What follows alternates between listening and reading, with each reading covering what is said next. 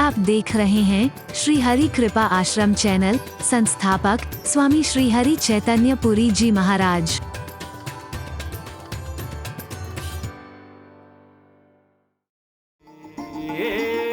अब अभिलाष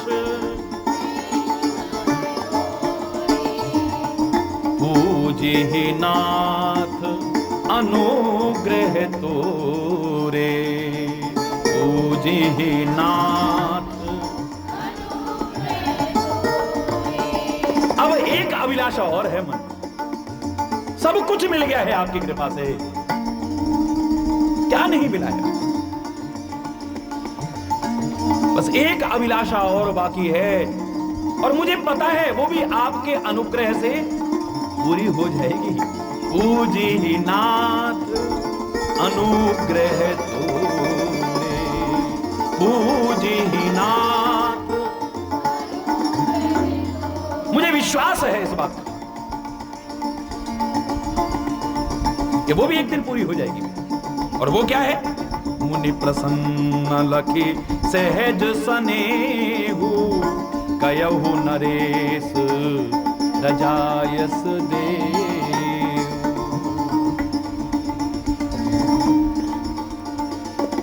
मुनि ने बड़े प्रसन्न होकर के कहा, हे राजन आप कहो ना, क्या चाहते हो? हे नरेश आज्ञा दीजिए, आपकी क्या अभिलाषा है?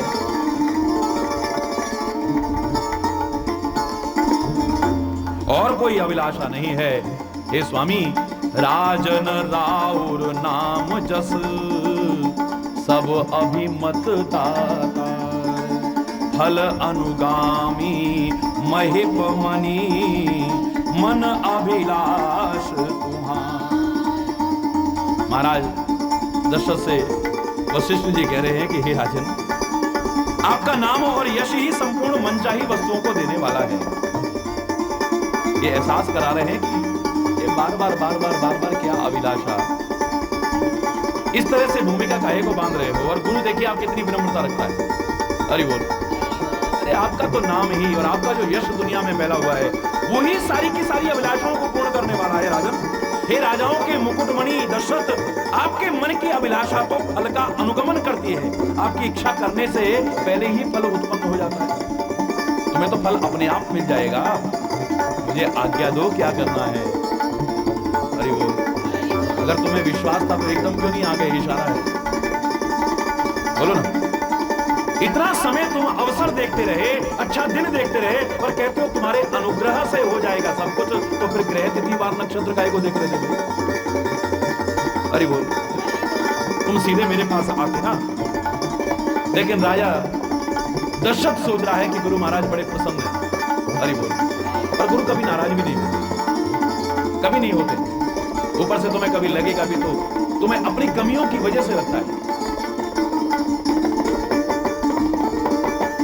गुरु कभी नाराज नहीं, संत कभी भी, बोलो ना। सब विधि गुरु प्रसन्न जी जानी, बोले उराऊ रहस्य मृदुबानी। हर तरह से देखा कि गुरु महाराज प्रसन्न हैं, तो बड़े मुस्कुरा करके, बड़े हंस करके, सहज रूप से अपने मन की अभिलाषा को राजन प्रकट करने लगे। बस एक ही है, अब मुझे कोई भूमिका की आवश्यकता नहीं है। नाथ राम करिए हैं जुबराज। बस उस दिन मैंने राजसभा में देखा तो यहां पर बाल सफेद होने लग गए। मेरे मन में आया कि अब कब तक राज्य करूंगा मैं, कि दुनियादारी में कब तक अपने आप को लगाए रखूंगा महाराज। तो गुरु महाराज आपकी कृपा से एक काम और हो जाता कि समय से मेरे राम को युवराज पद मिल जाता। हरि बोल। तो मैं अपनी जिम्मेदारियों से मुक्त होकर के परमात्मा का भजन करता, आपकी सेवा का अवसर खोजता। बस ये काम हो जाए बस, और मुझे कुछ नहीं चाहिए।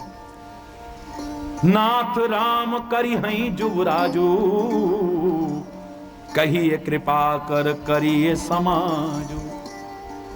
कृपा करके ऐसा संयोग बैठा दीजिए, इस तरह की तैयारियां करवा दीजिए, और आप आज्ञा दो तो तैयारी करना शुरू करें। कब बैठाऊं इन्हें? और मैंने आपसे कहा है कि दशरथ तो कह रहा है कि राम को अयोध्या के राज सिंहासन पर बैठाऊं मैं, लेकिन आप इसको अपने साथ जोड़िए कि राम को अर्थात परमात्मा को। तो यहां पर राजा दशरथ तो गुरु महाराज से कह रहे हैं कि राम को मैं राज्य सिंहासन पर बिठाऊं, पर हम सब के मन में क्या भावना होनी चाहिए कि हम राम को अर्थात परमात्मा को अपने हृदय सिंहासन पर बिठाएं। दशरथ पूछ रहा है कि कब बिठाऊं, तो गुरु महाराज क्या सिखा रहे हैं, इसे सीख करके तुम भी अपने हृदय सिंहासन पर परमात्मा को विराजमान करने की कोशिश करना। कब, जरा सुनो गुरु महाराज क्या कहते हैं। आप आज्ञा कीजिए गुरु महाराज, राम को मैं राज तिलक दे दूं। आपकी आज्ञा होते ही तैयारियां शुरू हो जाएंगी। मेरी एक इच्छा है कि मोहि अछत यह होए उछाहू, ये मंगल उत्सव मेरे जीवित रहते ही हो जाए तो ज्यादा अच्छा है।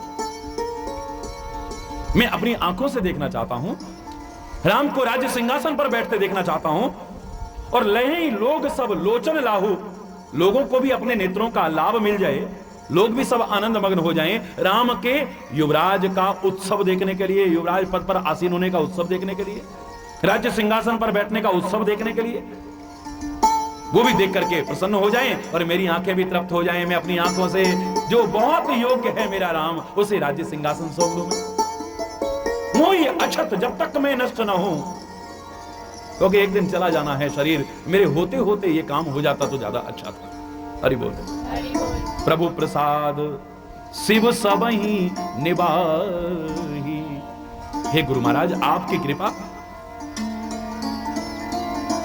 से शंकर भगवान सब निभा देंगे। हरि बोल। आपकी कृपा से भगवान शंकर सब इसे निभा देंगे। यह लालसा एक मन भाई, बस एक ही लालसा है मेरे मन में, और कोई अब लालसा बाकी नहीं। क्या नहीं देखा मैंने, क्या नहीं पाया मैंने, सब कुछ पा लिया है। बस अब तो यही आवश्यकता है और कुछ नहीं। पुनि न सोच तन रहे कि जाऊं, फिर मेरे को कोई सोच नहीं रहेगा ये शरीर रहे या चला जाए। फिर मेरी आंखें भी बुझ जाएं तो मेरे को कोई चिंता नहीं, लेकिन मेरे होते होते ये काम हो जाए। यही ना होए पाछे पछताऊं, जिससे कि पीछे फिर पश्चाताप न हो। अरे भाई, मैं जानता हूं भाइयों का बड़ा आपस में प्यार है, पर दुनिया आपस का प्यार रहने कहां देती है, और वक्त पता नहीं कैसा आएगा ये आपस में भाइयों को कहीं लड़ा ना दे, इनके मन में कोई विरोध पैदा न कर दे। बोलिए, क्या नहीं हुआ है? कितने राज्यों में ऐसा हुआ है, कहां कहां ऐसा नहीं हुआ है। माता पिता ने सोचा कि ये योग्य है, इसे राज्य सिंहासन सौंप दें, लेकिन दूसरे ने। महाभारत का युद्ध सारा इसी का तो परिणाम है। काय का है? बोलिए, क्या क्या अनर्थ करने की कोशिश नहीं की। तो दशरथ समझदार है, लेकिन इतना समझदार होते हुए भी थोड़ी सी नासमझी कर गया है। हरि बोल। थोड़ी सी नासमझी, बोलो ना, कर गया है। उसे हम नजरअंदाज नहीं कर सकते हैं, क्योंकि उससे हमें शिक्षा लेनी है। खाली इसलिए कि भगवान श्री राम के पिताजी हैं तो हम उनकी वो कमी को नजरअंदाज कर दें, कभी नहीं करेंगे। हरि बोल। क्योंकि वो हमें शिक्षा दे रही है, वो हमें प्रेरणा दे रही है। गुरु महाराज जी, आप आज्ञा दीजिए जिससे ये काम मेरे रहते रहते हो जाए, फिर ये शरीर रहे ना रहे मुझे कोई चिंता नहीं। ऐसा ना हो कि बाद में पछतावा हो, कोई किसी प्रकार का इस काम में विघ्न ना आ जाए। दशरथ के बड़े अच्छे वचन सुने मुनिराज ने। गुरु भी खुश होता है जब शिष्य ये कहता है कि मैं अपने हृदय में परमात्मा को विराजमान करना चाहता हूं। गुरु महाराज, मैं सांसारिकता छोड़ करके, संसार नहीं, संसार की आसक्ति छोड़ करके, संसार नहीं। लोग कहते हैं हम तो संसार छोड़ जाएंगे। संसार छोड़ के कहां जाएगा? हरि बोल। हिमालय में चले जाएंगे। हिमालय संसार में नहीं है क्या? बोलो ना। जंगलों में चले जाएंगे अब तो हम तपस्या करने, हम तो संसार को छोड़ के जा रहे हैं। तो जंगल क्या संसार में नहीं है क्या? बोलो ना। अरे संसार को छोड़ के तो तुम कहीं नहीं जा सकते हो। बेहतर यह है जहां हो वहीं रहो। बस संसार की आसक्ति को, संसार के लगाव को, संसार के मोह को त्याग दो और अपने कर्तव्य का ठीक से निर्वाह करो। तुम्हें संसार छोड़ने की कोई आवश्यकता नहीं। ये महापुरुषों का अनुभव है। ये घर बार छोड़ करके भी मैंने देखा है बहुत से लोग अगर बड़े कर्तव्य का पालन नहीं करते हैं तो वो अपराधी हैं। सांसारिकता के परित्याग के भी अपराधी हैं, माता पिता की सेवा न करने के अपराधी हैं, अपने परिवार के पालन पोषण न करने के अपराधी हैं। लेकिन अगर वो बड़े कर्तव्य का पालन करते हैं तो फिर वो अपराधी नहीं। हरि बोल। महात्मा बुद्ध ने अपने गृहस्थ का भी परित्याग किया है, अपने राज्य का पालन करना चाहिए था, उसका परित्याग किया है, तो क्या वो अपराधी है? महावीर स्वामी ने अपने परिवार का, अपने गृहस्थ का परित्याग किया है, अपने राज्य का परित्याग किया है, अपने परिवार का परित्याग किया है, तो वो क्या अपराधी है? बोलो ना। शहीद भगत सिंह ने क्या अपने परिवार का परित्याग नहीं किया? अपने बुढ़े मां बाप की सेवा करता ना, कहां चक्रों में पड़ गया था? वंदे मातरम, कहां चक्रों में पड़ गया था? जिस रास्ते पर चल रहा था वो जानता था कि कष्ट खाली मैं नहीं उठाऊंगा, मेरी वजह से मेरा परिवार भी कष्ट उठाएगा। बोली, उसने मां बाप की सेवा क्यों नहीं की? अपने कर्तव्य का परित्याग क्यों किया? और कर्तव्य के परित्याग करने का वो अपराधी क्यों नहीं है? क्योंकि उस कर्तव्य से बड़ा कर्तव्य जो राष्ट्रभक्ति था उसका पालन कर रहा है, इसलिए वो अपराधी कहलाने का लायक नहीं है।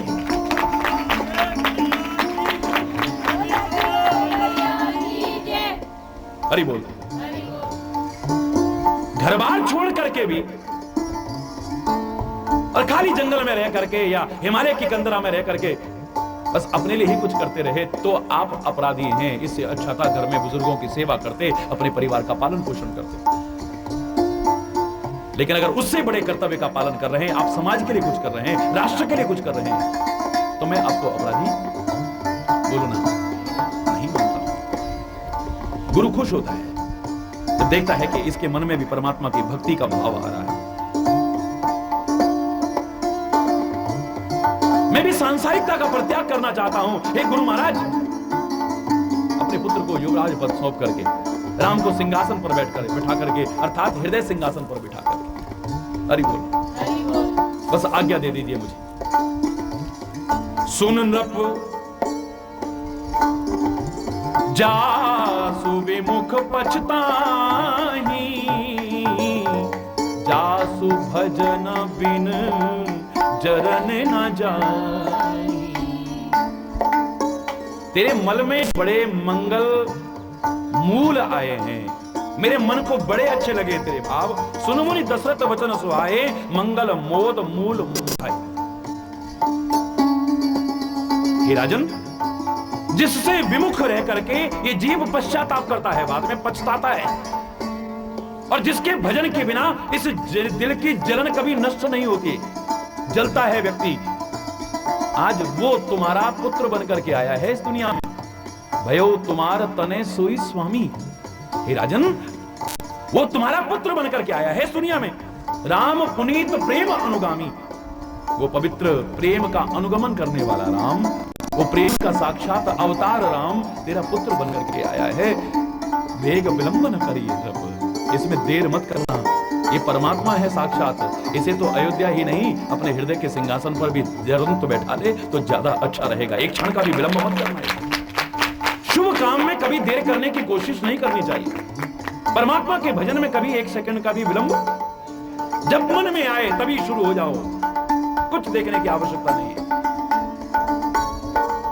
इसे टालना मत, शुभ आ जाए इसे टाल देना, बच जाओगे गलत, तो उसकी बेइज्जती करके आएंगे।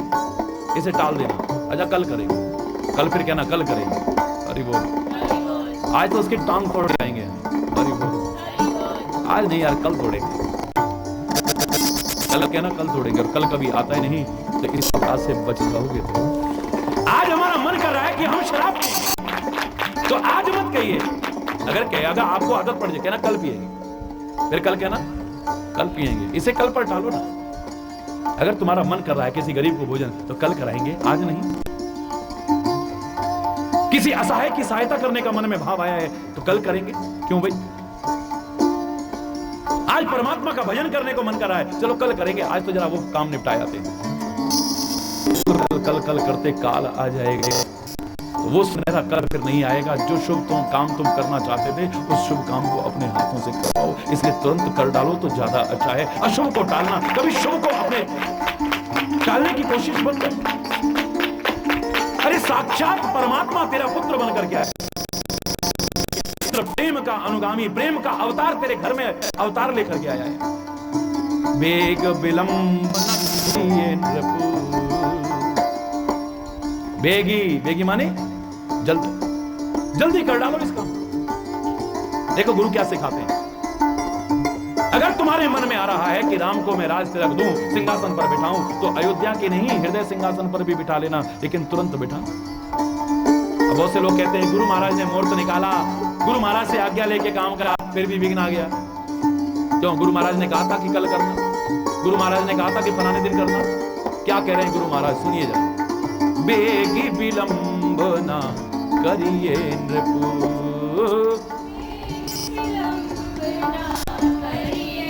साजिए सबुई समाज,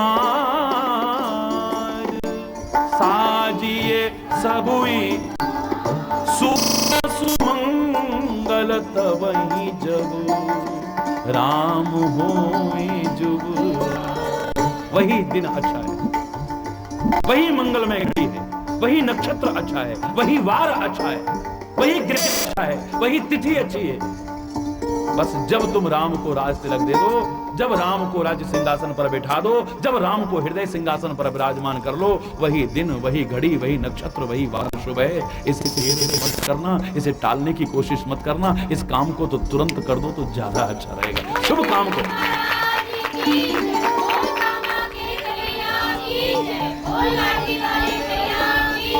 कोई संत आपको ये नहीं सिखाएगा, कोई शास्त्र आपको ये नहीं सिखाएगा, कोई गुरु आपको ये नहीं सिखाएगा कि शुभ काम को कल पर टालने की कोशिश करो। सुदिन सुमंगल तबहि जब राम होए जुग राम। सुदिन सुमंगल तबहि जब राम होए। संकल्प शक्ति कोई साधारण नहीं है। आपने संकल्प शक्ति का प्रवचन सुना होगा कि संकल्प शक्ति के बारे में जब एक बार चर्चा आई थी तो मैंने आपसे यही कहा था कि सागर अथाह है, इसकी थाह को पा नहीं सकता है, लेकिन अगर तेरे अंदर तो तू कमजोर नहीं है, सागर अथाह नहीं रहेगा तो उसकी गहराइयों को भी नाप करके दिखा सकता है। और दिखा क्या सकता है? तूने नाप करके दिखा दिया है। तू मानव है, तूने ही तो किया है ये सारा। तेरी संकल्प शक्ति के आगे सागर भी अथाह नहीं रहता है। माना कि एवरेस्ट की चोटी बहुत ऊंची होगी, लेकिन अगर तेरे अंदर संकल्प शक्ति है, दृढ़ संकल्प शक्ति है, तो एवरेस्ट भी तेरे सामने बोना पड़ जाएगा। तूने एवरेस्ट पर भी झंडा गाड़ करके दिखा दिया है, वो भी संकल्प शक्ति का ही प्रभाव है।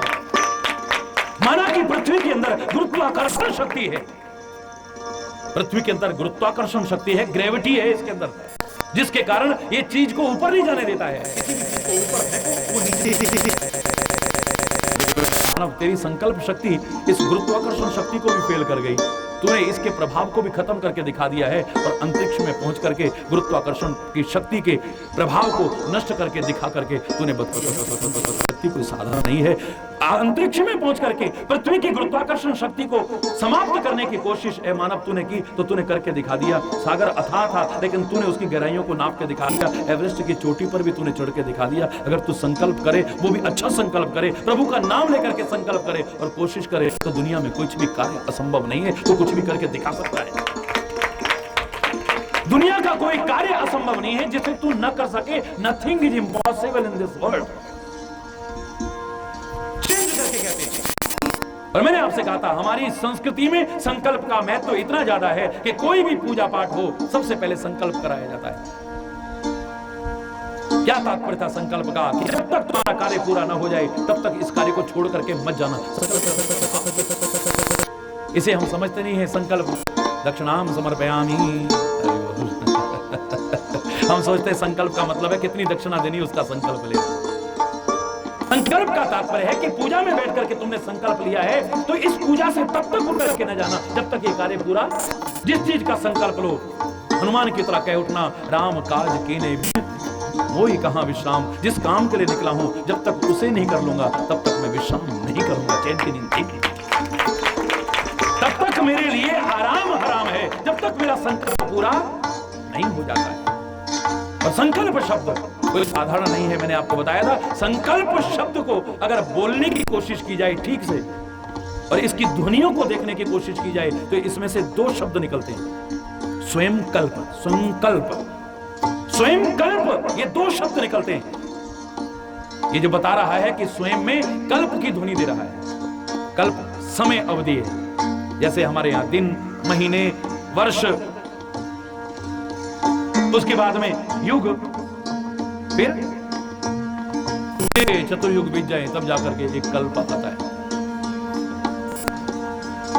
यह कह रहा है कि जो तुम संकल्प कर रहे हो इसे समय सीमा में मत मानिए। कल्प चाहे लग जाए लेकिन तुम्हारा संकल्प एक दिन पूरा होगा। सच्चा संकल्प है तो, दृढ़ संकल्प है तो। उदाहरण देकर के बताया है हमारे इतिहास ने, उदाहरण देकर के बताया है हमारे इतिहास ने कि देखो तुम इतिहास को उठा करके 60,000 पुत्र सगर के खत्म हो गए कपिल मुनि के शाप के कारण।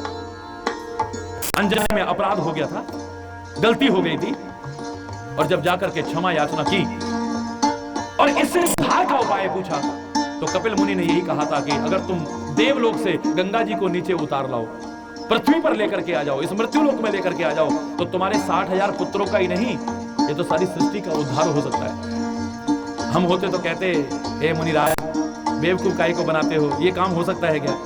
कहां देवलोक में गंगा जी और कहां उसे पृथ्वी लोक? अरे कोई सरल सा तरीका बताओ।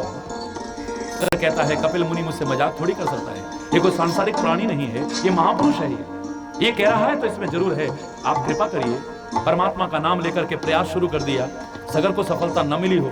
उसके बाद अंशुमन ने प्रयास किया उनके खानदान में, उसको भी सफलता न मिली हो। उसके बाद दिलीप ने प्रयास किया, उसको भी सफलता न मिली हो। उसके बाद आया भागीरथ, उसने प्रयास किया और सफलता मिल गई।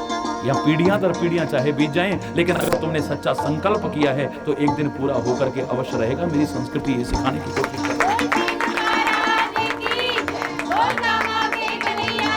चाहे इसमें कल्प लग जाए। ये स्वयं में कल्प की ध्वनि दे रहा है कि कल्प चाहे लग जाए, अर्थात समय कितना भी लग जाए, घबराना मत जी। कब तक हो जाएगा हमारा काम? अरे बोल जी। कौन सी तारीख तक हो जाएगा जी? अरे बोल।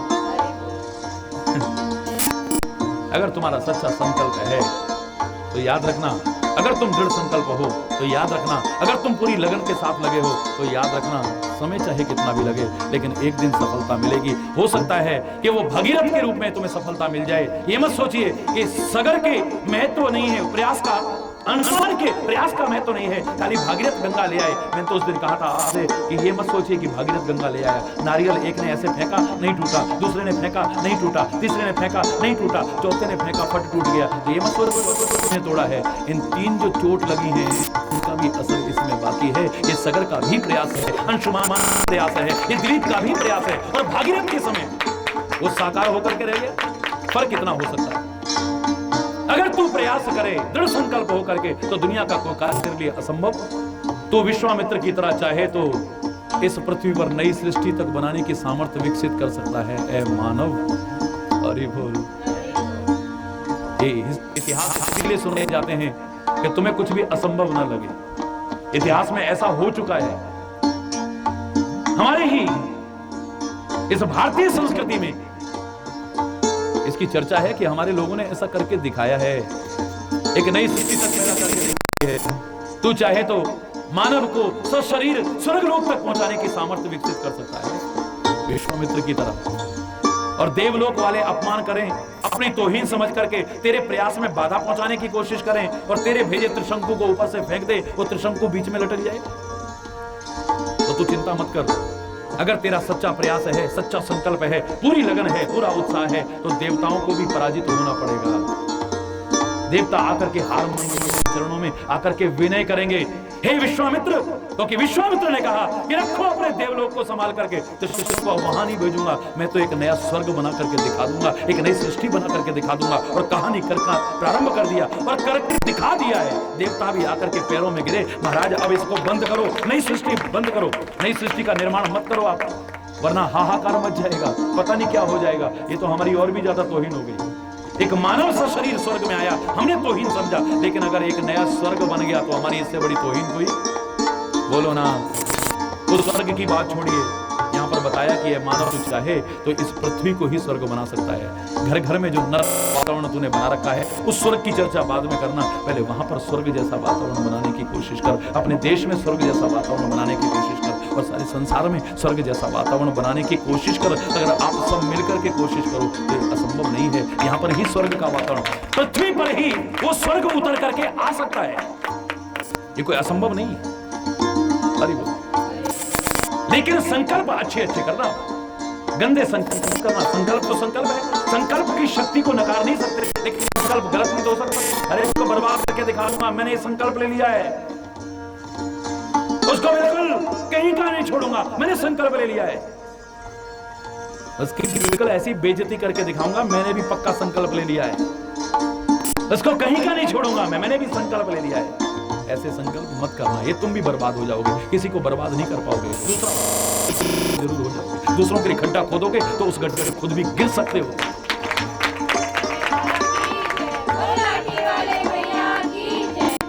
अच्छे संकल्प करना, इसलिए हमारे यहां पूजा में कहा कि तन में मन शिव संकल्प मस्तु। इस मन से शिव शिव संकल्प करना, शिव माने कल्याणकारी संकल्प। हमारे परमात्मा तक कैसे संकल्प करते हैं बताओ, कैसे संकल्प करते हैं? राम सत्य संकल्प प्रभु, बोलो।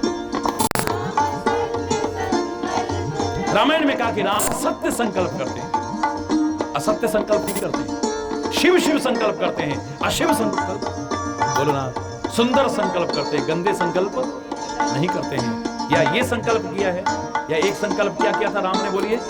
दुनिया के लोगों को दुखी देखा है तो संकल्प किया है, अर्थात प्रतिज्ञा की है, अर्थात प्रण किया है, भुज उठाए पनकीन निश्चरहीन करूं मही। इस पृथ्वी को अब मैं राक्षसों से हीन करके दिखाऊंगा, और तब तक चैन से नहीं बैठूंगा जब तक इन राक्षसों से हीन पृथ्वी को नहीं कर दूंगा। और करके दिखाया।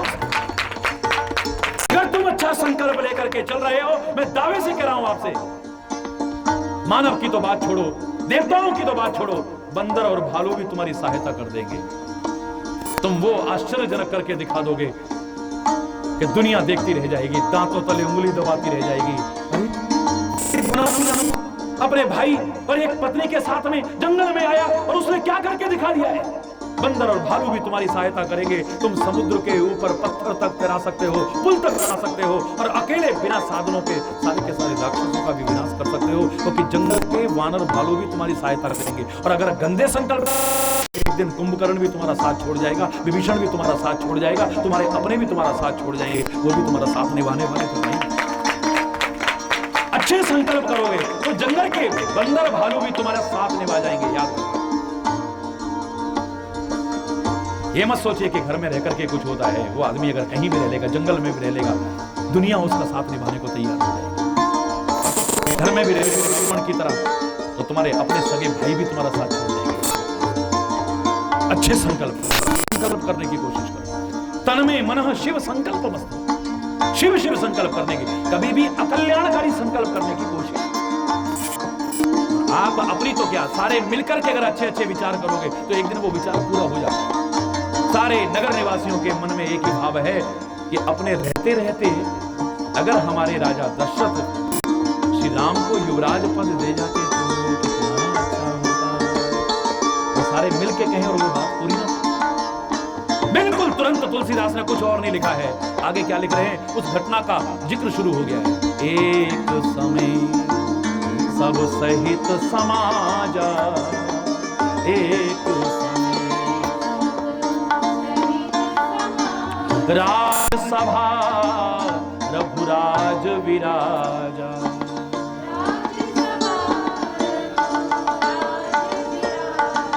एक समय की बात है, once upon a time, Hari बोल। क्या हुआ कि राज्यसभा में महाराजा दशरथ विराजमान थे, बड़ा दरबार है पूरा, सकल सुकृत मूर्ति नरनाम, सारे के सारे सुकृतियों की मूर्ति है। राजा दशरथ कितने पुण्य करे होंगे इसमें।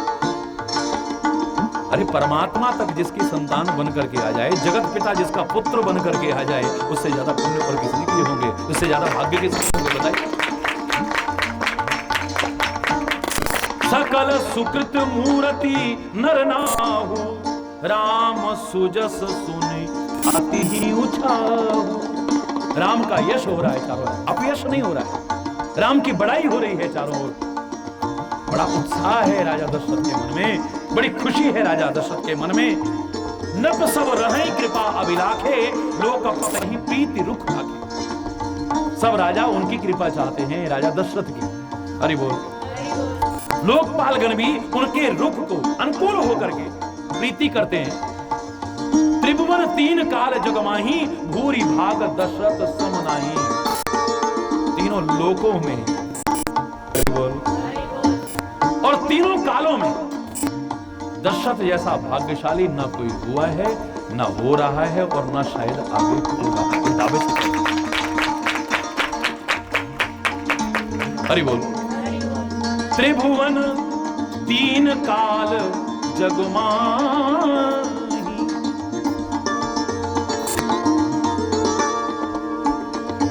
ना भूतकाल में कोई ऐसा राजा हुआ,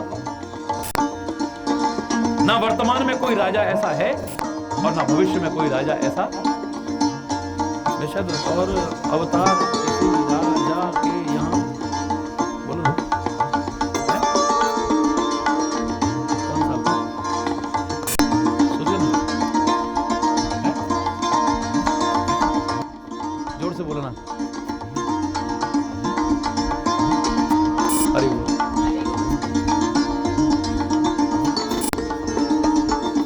वसुदेव अगर हुआ भी होगा तो किस हालत में हुआ? जेल में, और उसके बाद भी साथ ही नहीं मिले। सौभाग्य होते हुए भी देखो आप, जिनका पैदा होते ही बच्चा उनसे दूर हो जाए, तुलना कहीं भी करके देख लो, दशरथ के जैसा भाग्यशाली आपको एक भी नजर नहीं आएगा। अरे बोल ना, तीन काल में कह रहे हैं चैलेंज करके, न भूतकाल में ऐसा कोई राजा हुआ है, न वर्तमान में कोई ऐसा राजा है और न भविष्य में कोई होगा जिसका भाग्य दशरथ जैसा हो। परम पिता परमात्मा उसका पुत्र बन करके आया, उसकी सेवा कर रहा है, उनकी सेवा का मौका नहीं मिला। बोलो ना, अरे बोल। उनको दर्शन का मौका, उनको सामीप्य का मौका नहीं मिला, लेकिन दशरथ को तो पूरा मौका मिला है। जब तक भी श्वास रहे हैं उसने फिर ऐसा भाग्य, वसुदेव से अगर कृष्ण बिछुड़ गए हैं तो प्राण नहीं चले गए, लेकिन दशरथ ने तो सत्य करके दिखा दिया है। खाली कहा नहीं था कि जब तक तुम्हें देखता रहूं तभी तक प्राण रहें, जैसे ही तुम मेरे से दूर हो तिनके की तरह प्राणों को त्याग दूं। जहां राम दूर हुआ है अपने प्राणों तक को परित्याग कर दिया। राम राम कहते कहते परित्याग कर। एक नहीं, अगर उदाहरण सुनाना चाहूं तो आप जो भी बीच में लाएंगे मैं सबका उत्तर आपको दूंगा। ऐसा नहीं मिलेगा। है कोई? अब बोलो, बोलो ना। तीनों लोकों में, तीनों समय में ऐसा दशरथ के बराबर। मंगल मूल राम सुत जासु, सारे मंगल की जड़ है वो राम, उसका बेटा बनकर के आया। मंगल भवन अमंगल हारी उसका बेटा बनकर के आया है। द्रवो सो दशरथ अजिर में, वो दशरथ के अजिर में अर्थात आंगन में विहार कर रहा है। अरे वो मंगल मूल राम सुत जासु, जो कछु कहिए थोर सब तासु। जितना कहा जाए, अरे वो जितना कहा जाए उतना ही थोड़ा है उसके लिए। और ऐसे में दशरथ के बारे में बता रहे हैं कितने सौभाग्यशाली हैं। राज्यसभा में एक दिन बैठे हुए थे और अचानक ही स्वभाव से ने शीशे में देखा। तो क्या हर टाइम शीशा रखते थे के पास? हरि बोल। शीशा नहीं रखते थे और शीशा देखने की उनको आदत नहीं थी। शायद किसी दास ने कहा था कि महाराज मुकुट थोड़ा टेढ़ा हो गया है, इसे सीधा करिए। हरि बोल। क्योंकि गुरु महाराज के सभा में बैठे हुए हैं, मंत्रीगण भी वहां पर बैठे हैं। राजा दशरथ इतना असभ्य और धृष्ट नहीं हो सकता है कि उनके सामने शीशा देख करके अपनी शक्ल देखना शुरू कर दे। अरे बोल, ये कोई साधारण बात नहीं है। शीशा ऐसे सबके सामने तुम देखते रहो और अपनी शक्ल को वो करो। किसी ने ला करके दिया है, राय सुभाए मुकुर कर लीना, स्वाभाविक ले लिया। इन्हीं को कोई जानबूझ करके शीशा देखने के लिए या उनको आदत थी इसलिए स्वाभाविक ने कहा भी देखिए आपका मुकुट टेढ़ा है। बदन विलोक मुकुट समकीना, अपना चेहरा देखा और मुकुट जरा सीधा कर लिया है जो टेढ़ा हो चुका था, इसलिए देखा शक्ल देखने के लिए नहीं। हरि बोल। नहीं तो राजसभा में और शीशा देखने का क्या उद्देश्य? बोलिए। ये शब्द बता रहे हैं कि किसी ने कहा महाराज आपका मुकुट थोड़ा टेढ़ा हो गया है, इसे सीधा कर लीजिए। उसने शीशा दिया और इन्होंने झट से देखा, मुकुट सीधा कर लिया, लेकिन एक चीज दिख गई उनको मुकुट सीधा करते करते जो आज तक ध्यान नहीं गया था।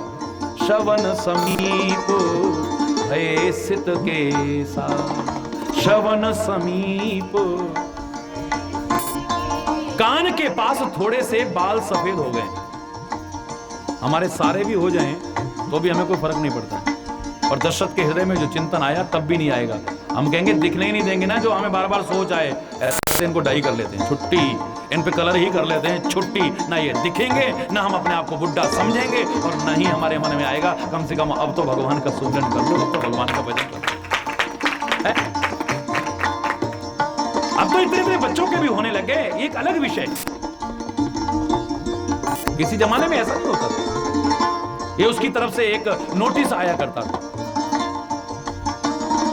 किसी व्यक्ति की जान पहचान हो गई धर्मराज से, तो उन्होंने कहा भाई मैं कभी मरना नहीं चाहता तेरे होते हुए देख। उन्होंने कहा भाई ये तो नहीं हो सकता है, जो पैदा हुआ है वो एक दिन तो।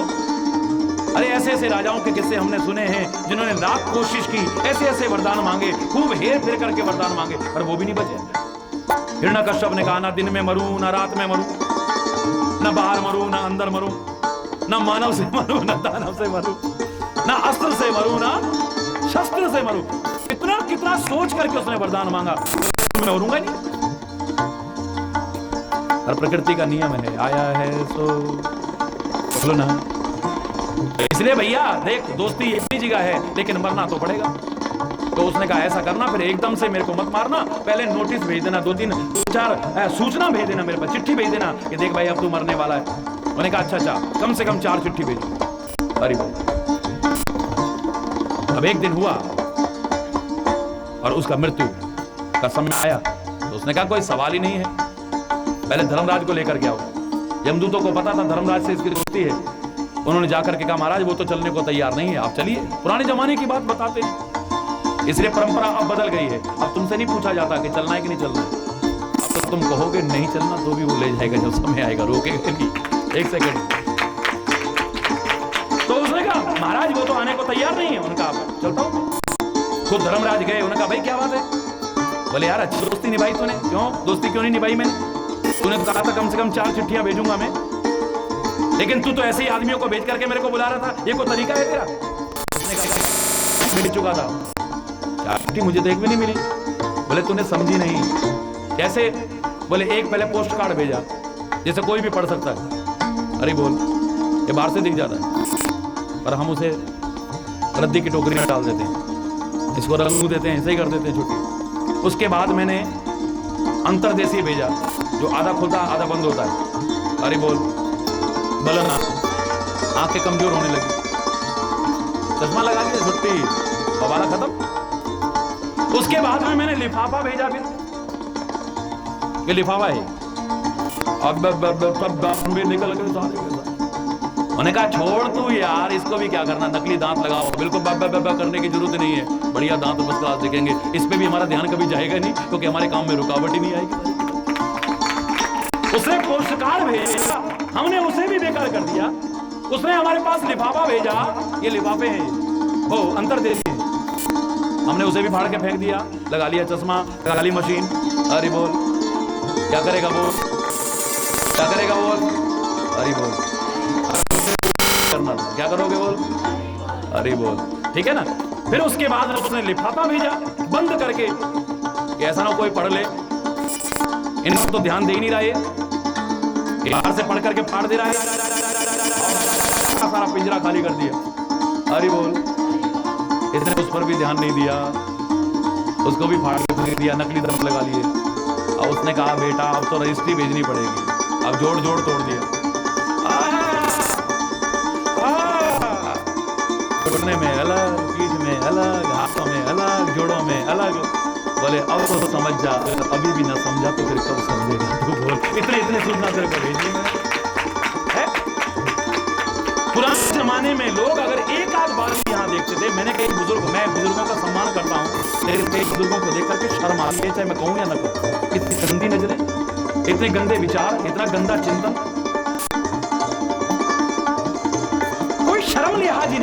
सफेद बाल हो गए, सफेद दाढ़ी हो गई है, लोग सम्मान कर रहे हैं और उनके कर्म अगर अंदर से देखो तो इतने गंदे की शायद उनके घिनौनेपन को देख करके लज्जा भी लजा जाएगी, शर्म को भी शर्म आ जाएगी उनके कर्मों को। वयमेव जीर्णा कृष्णा न जीर्णा, जीर्ण हो गए हम, लेकिन हमारे कृष्णा ही अभी जीर्ण, बोलो ना, अंग अंग सारा खंडित हो गया है, लेकिन वासनाएं खंडित, कामनाएं, तृष्णाएं खंडित, कुछ भी खंडित नहीं। एक जरा सा यहां पर बाल सफेद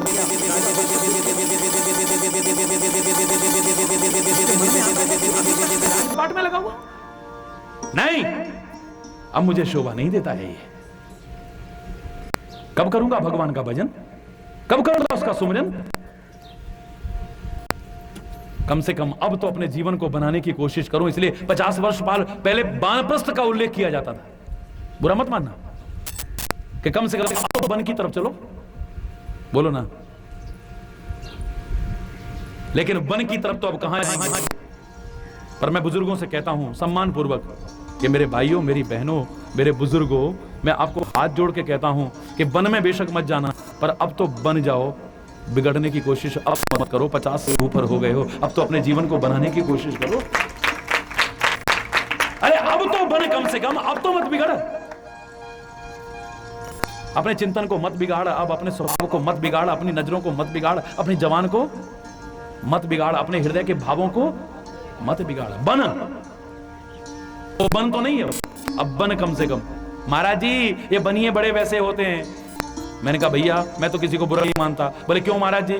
मैंने कहा इसलिए नहीं मानता हूं क्योंकि वो भी क्या बुरी बात कर रहे हैं, उनके शब्दों में पता लग रहा बनिए, ये तो नहीं कह रहे बिगड़िए। अरे आप भी बनिए, आप भी बनिए ना, पर खाली इसी में मत बनिए, उसमें भी बनने की कोशिश करिए, तब मजा आएगा। गिनती वाले ने कितनी अच्छी बात कही थी। 50 के बाद में बन शुरू कर दिया था उसने कि अब तक तो मैंने एक से लेकर 100 तक गिनती का एक बार बताया था आपको कि किसी ने किस भावना से बनाई होगी ये गिनती। 51 बुजुर्ग की बात आई है इसलिए मैं 50 के बाद शुरू कर रहा हूं। 51, 52, 53, 54, 55, 56, 57, 58 है।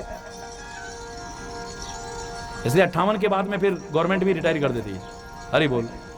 गिनती वाले ने कहा अब तो बन भाई, अगर तू अभी भी नहीं बनता है तो तेरे जैसा मूर्ख नहीं है फिर कोई। फिर तेरे साथ 60 शब्द लगा दिया गिनती वाले ने भी। 59 बोलना, 60, 61, 62, 63, 64। मैं नहीं कह रहा सारे 60 हैं, बुजुर्गों का सम्मान करता हूं मैं, लेकिन जो ऐसा नहीं कर रहे, अभी तक बनने की नहीं सोच रहे, बिगड़ते ही चले जा रहे हैं, उनके जैसा मूर्ख दुनिया में फिर कोई और नहीं है। अरे कम से कम 68 तक पहुंच गया, अब तो तरने की सोच ले भाई, या इसी में डूबता रहेगा भवसागर में? अभी तो सोच ले। इसलिए उसने शब्द लगाया कि अब तो सोच ले, अभी सतर्क हो जा, तर जाएगा तू। 69 बोलो, 71 गिनती आ जाएगी, तुमको नहीं आती होगी तो 72, 73, चलो ठीक है, इसमें तर शब्द आ रहा है। और उसके बाद भी, अब समय भी काफी हो रहा है, मैं ज्यादा नहीं चक्करों में बढ़ता, उसके बाद भी समझ नहीं आती है। ये 80 की उम्र भी सब रस्साकसी में निकल जाती है सारी की सारी। बोलो ना, विचार हमारे मिलते नहीं, ना हमारे बहू से मिलते हैं, ना हमारे बेटे से मिलते हैं, ना हमारे पुत्रों से मिलते हैं।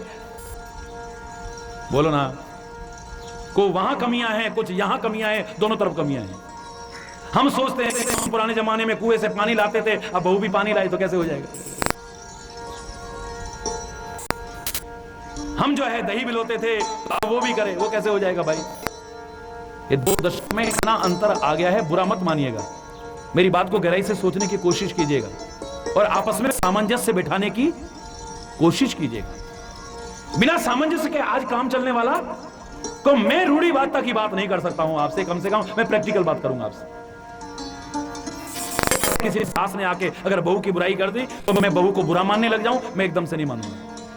और बहू ने अगर सास की बुराई कर दी तो मैं एकदम से सास को भी बुरा, क्योंकि मैं देख रहा हूं, अनुभव कर रहा हूं, कमियां तरफ आ गई। एक हाथ से ताली नहीं बज रही है, कोई कहेगा नहीं थोड़ी सी तो बज जाती, अरे बोल ये करने के लिए दुनिया में ताली बजाने की जरूरत नहीं है, इसमें तो फिर हाथ में लेकर के कीर्तन करने अर्थात परमात्मा का सुमिरन करने के लिए कहा गया। अगर अकेले अकेले करना चाहो तो सुमिरन तो कर सकते हो, ताली नहीं बजा सकते। अरे बोल बोलो ना। हाँ खाली रस्सा कसी शुरू हो गई, अब घर में सामंजस्य नहीं बैठ रहा है। बच्चे अगर अभाव रखते हैं तो माँ बाप देना नहीं चाहते हैं, और माँ बाप अगर सम्मान चाहते हैं तो बच्चे नहीं दे रहे हैं। माँ बाप सेवा चाह रहे हैं तो बच्चे नहीं कर रहे। हालांकि माँ बाप ने भी अपने माँ बाप की कितनी सेवा की ये भी जरा विवरण नहीं है, क्योंकि बच्चे तो वही करेंगे ना जो देखेंगे। वो कहेंगे वाह हमारे दादाजी की तुमने कितनी सेवा कर दी, जब आज तुम हमसे सेवा चाहते हो। अरे वो अगर सेवा मिलेगी, वरना सेवा मिलने हाँ एक बात बुरी लग सकती। देखिए मैं तो साफ साफ बोलता हूं, सीधे सीधे बोल रहा हूं, ये यहीं पर होगे, यहीं पर काटोगे, यहीं पर।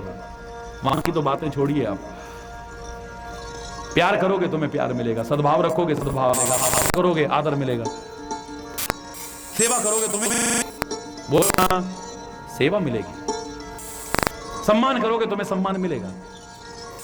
अरे बोल तो अपने जीवन को अच्छा बनाने की कोशिश करें। अगर फिर भी अच्छा कोई नहीं बनाता है, इसी रस्साकसी में लगा रहता है, दुनियादारी में लगा रहता है और भगवान की तरफ ध्यान ना गया, तो गिनती वाले ने भी ऐसे बुजुर्ग के लिए नहीं कहा है, मैंने कहा अब्बे अब्बे शुरू हो जाता है भी। ना इधर उनका सम्मान होता है ना उधर सम्मान होता है। 90 ना क्या है 90 91 92 93 94 अब्बे तब्बे शुरू हो जाती है, अर्थात फिर आदर का शब्द इस्तेमाल नहीं होता। मैं हर बुजुर्ग के लिए नहीं कह रहा हूं जो ऐसा जीवन जीते हैं, ना यहां कुछ कर पाए ना वहां के लिए कर पाए, ऐसे लोगों का जीवन ना यहां के लिए रहा ना वहां के लिए रहा। उनके लिए गिनती वाले ने कोई आदर सूचक शब्द इस्तेमाल नहीं किया। ये चाहे मैंने मजाक मजाक में कहा होगा, लेकिन इसकी गहराई में कभी जाने की कोशिश कीजिएगा। अरे चंद बाल यहां पर सफेद हो गए राजा दशरथ के, और वो सोचने लगा अरे अभी तक मैं दुनियादारी में लगा हुआ। ये तो वो भी जरा सा यहां से रंग लेता, छुट्टी बात खत्म, यार कहां ध्यान ही नहीं जाएगा। अरे बोल, लेकिन जहां राम है वहां ऐसा नहीं हो सकता है। वहां के चिंतन देखिए, श्रवण समीप भय सुख के, बोलो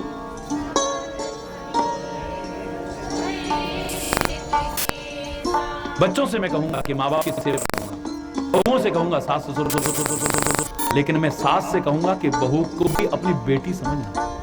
अरे वो भी सब कुछ छोड़ करके तुम्हारे लिए आई है, सारे रिश्ते नातों को छोड़ एक पात्र में चली आई है तुम्हारे पास। पुराने जमाने में वो नहीं कहते थे दुआ करते थे तो और कुछ दुआ नहीं करते, वो क्या कहते थे कि तू हमें को इतना प्यार मिले, बाबुल की दुआएं। मैं नहीं बोलूंगा क्योंकि भावना से सुनते तो वास्तव में दिल भर आता है इसे। लेती जा तुझको सुखी संसार मायके की कभी ना याद आए ससुराल में। और जाते ही अगर वहां गालियां मिले, जाते ही वहां पर ताने मिले, जहाँ पे वहां मजाक होना शुरू हो जाए, जाते ही वहां मांग के पीछे गृह लक्ष्मी को जला करके राख करने की कोशिश की जाए, तो क्या बीती होगी माँ बाप के ऊपर, क्या बीती। तो तुम्हारा भी फर्ज बनता है तुम उसे इतना अपनापन दो, इतना प्यार दो। बोलो ना, गलत का है क्या? और उनका सेवा करें। बच्चों से कहूंगा कि माँ बाप की सेवा करना तुम, लेकिन माँ बाप से कहूंगा तुम भी बच्चों की भावनाओं की करना। उनसे भी मैं यही कहूंगा, तुम सेवा कराने का भाव मत रखना, सेवा करने का भाव रखना। मैंने एक बार आपसे यहां तक कहा था कि खुद के हमारी बहू तो ऐसी आई है जी, हमें तो चारपाई से नीचे भी नहीं उतरने देती है, गिलास में पानी का होता है ना, लग जाएगा तुम्हारे पैरों में, बेकार हो जाओगे और एक दिन रोगे। यहाँ हाथ हो रहा, इस शरीर को जितना चलाते रहोगे उतना ही अच्छा है। सेवा कराने का भाव मत रखना, सेवा करने का भाव रखना। बच्चों से कहूंगा बुजुर्गों की सेवा करना, शरीर को चलाते रहना, इसे जंग मत लगाना। बोलो गलत बात है क्या? बोलिए, ये विचार करो, आपको प्रैक्टिकल बात। श्रवण भय सित के नहु जरठपन अस उपदेशा। बुढ़ापा कुछ संदेश देना चाहता है, उपदेश देना चाहता है। 2-4 यहां से सफेद हुए, कितने से? हरि बोल। एक हाथ तो मेरा भी हो गया। हरि बोल, बोलो ना। हरि बोल। मनहु जरठपन अस उपदेशा, मनहु जरठपन अस उपदेश। कान के पास शीशे में जैसे देखा कि 2-4 सफेद बाल हो गए, राजा दशरथ को लगा कि ये बुढ़ापा मेरे को कुछ उपदेश देना चाहता है। ये क्या कहना चाहता है? राम कहूं देहु, जीवन जन्म लाहु किन लेहु। अरे जीवन के इस जन्म के लाभ को क्यों नहीं उठाते हो राजा दशरथ? अब सिंहासन पर राम को बिठा दो। और मैं कहता हूं सिंहासन पर नहीं, हृदय सिंहासन पर राम को बिठा लो, परमात्मा को बिठा लो। कितना गिरा देते हैं हम, कभी सोच भी नहीं सकते। छोटी छोटी बीमारी ही छोटी छोटी कमियां ही एक दिन बहुत बड़ी कमियां बन जाती हैं। छोटे छोटे गंदे व्यसन ही एक दिन हमें बड़ा व्यसनी बना देते हैं, हमारे जीवन को बर्बाद कर देते हैं। बेहतर यही है कि अगर कोई छोटी सी भी फुंसी होने लगी, उसका तुरंत उपचार करने की कोशिश करें। भगवान न करे कभी वो छोटी सी फुंसी नासुर बन जाए और हमारे जीवन तक को लेने के लिए कभी ऐसी कोशिश मत करिए। आप सुन रहे थे कि किसी ने प्रश्न किया था, विश्व प्रसिद्ध उस कार्यक्रम के अंदर आप सुन रहे थे कि किसी ने इतना ही पूछा था कि महाराज में जीवन में फलने फूलने का मतलब बता दिया। तो आपने क्या सुना था? विस्तार तो सुना था, लेकिन पंक्ति आपको क्या भूल करके भी जीवन में यदि भूल करके भी न हो भूले और परमात्मा को आप न भूले तो फिर फले फिर घबराने की आवश्यकता नहीं। ये छोटी छोटी भूलें हमसे होती हैं, एक दिन बड़ी भूलें हो जाती हैं और हमारे जीवन को कुमार्ग पर ले जाती हैं। हम परमात्मा तक को भूल जाते हैं, अपने गुरु तक को भूल जाते हैं, दूर हो जाते हैं उनसे। और उनसे दूर हुए तो फिर फलेंगे फूलेंगे कैसे? और इस वाक्य से भी छोटा सूत्र आप फले फूले पर मूल को मैं कह रहा हूं आपसे कि परमात्मा की कृपा हो, आप खूब फले फूले, मूल को साथ जड़ को अर्थात परमात्मा को न भूलें, क्योंकि वृक्ष का फलना फूलना तभी तक है जब तक उसकी जड़ ठीक है। जहां जड़ पर आकाश हुआ है तो समृद्ध वृक्ष भी ज्यादा दिन फिर हरा भरा नहीं रहेगा, फलेगा फूलेगा नहीं।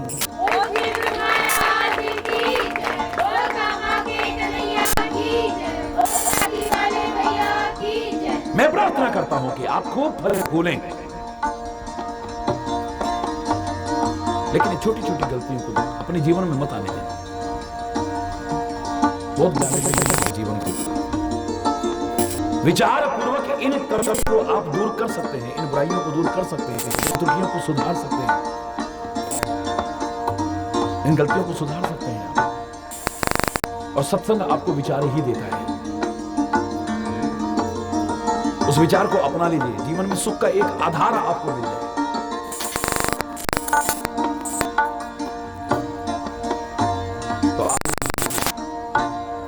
ये तक इस तरह आ गया है चिंतन का। परम कूप तोय वचन पर, इतनी महान रानी चक्रवर्ती सम्राट की, दशरथ की पत्नी, कैकेयी नरेश की कन्या, भरत की मां, और राम भी जिसे सम्मान दे वो कैकेयी अपनी दासी से कह रही है, गलत चिंतन वाली दासी से। अगर तू कहे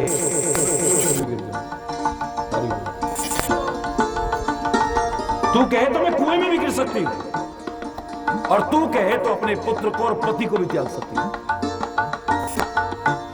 सकु पूत पति त्याग, तेरे कहने पर तो मैं पुत्र और पति को भी त्याग सकती हूं। कह समो दुख देखी बड़ कस न करब हित लाए। मेरा दुख देख करके तू बात कहेगी तो मैं तेरे कहने पर क्यों नहीं करूंगी? अगर आप करो तो मैं उपाय बताऊं, तू कह के तो देख, तेरे कहने पर मैं क्या नहीं कर सकती हूं। उबरी करी कबूली कह के कपट छुरी उपाहन में, कपट रूपी छुरी को अपने हृदय रूपी पत्थर पर रगड़ रही है और तेज धार बना रही है उसकी। अरे बोल, लेकिन इसको पता नहीं ये कटने वाली है, ये मरने वाली है, ये बर्बाद होने वाली है। तुलसी इस कैकेयी का सम्मान करता था, आज उस कैकेयी के लिए क्या शब्द इस्तेमाल कर रहा है सुनो। लखई न रानी निकट दुख कैसे, चरई हरित दिन बलि पशु जैसे। जिस जानवर की हत्या होने वाली है,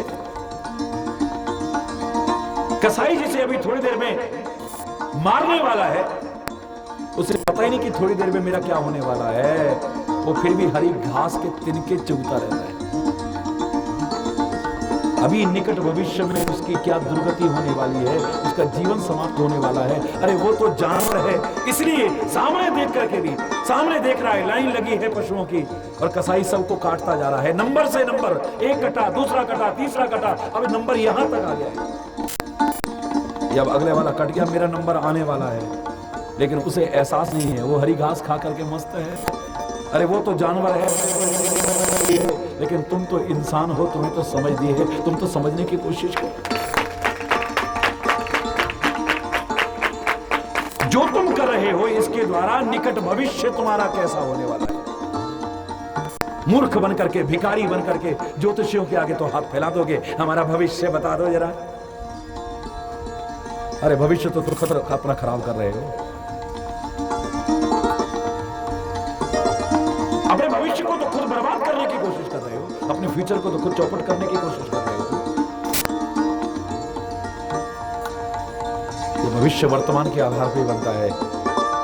तुम अपने वर्तमान को बहुत सुंदर बना लो, मैं दावे से कह रहा हूं भविष्य तो आपको उज्जवल ही उज्जवल होगा। हम वर्तमान का उपयोग ठीक नहीं करते हैं।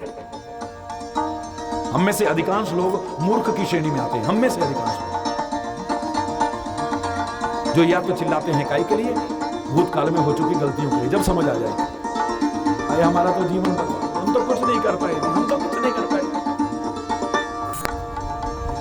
हमारा तो जीवन ऐसे ही चला गया, हमारा तो जीवन ऐसे ही चला गया, ऐसे ऐसे कहते जो बचा है वो भी चला जाएगा। मूर्ख है तो, अरे जो चला गया सो चला गया, अब जो बचा इसे तो संभाल ले।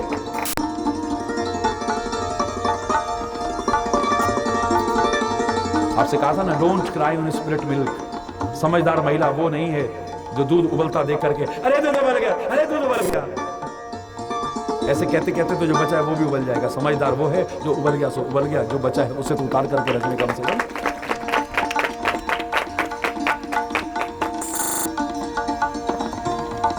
बचपन में हमें स्कूल में सिखाया गया था ये, learn from past, think your future but live in present. Learn from past, think for future but live in present. भूतकाल में हो चुकी गलतियों से प्रेरणा लो और उन्हें सुधारने की कोशिश करो। भविष्य के लिए योजना चाहे बनाओ, लेकिन वर्तमान में अगर जीते हो तो तुम्हारा भूत और भविष्य अपने आप ठीक हो जाएगा, तुम्हें चिल्लाने की आवश्यकता नहीं है।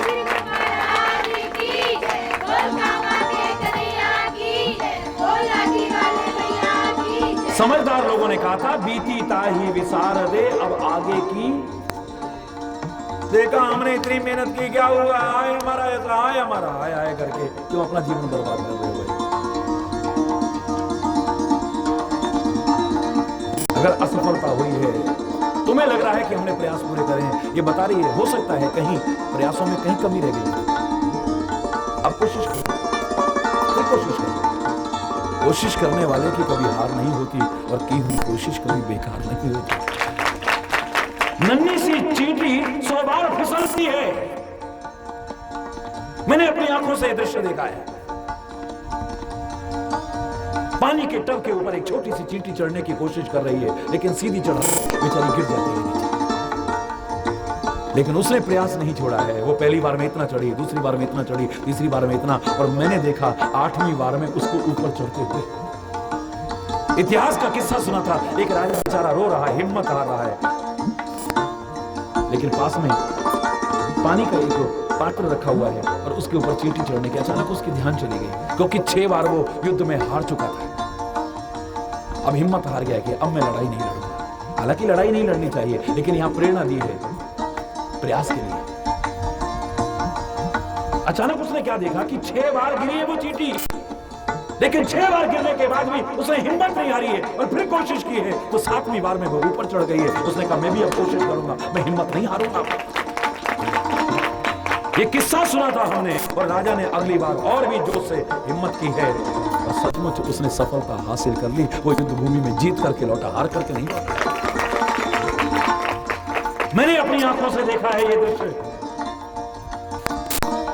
नन्ही सी चींटी बार बार कोशिश कर रही है और फिसलती है। अरे इतनी सी चींटी कोशिश करती रहती है, कभी अपने प्रयासों को बंद नहीं करती। तो इंसान होकर के अगर एक बार सफलता ना मिले तो तू निराश हो जाता है, अपने प्रयासों को बंद कर दे। तेरे जैसा मूर्ख और कौन होगा।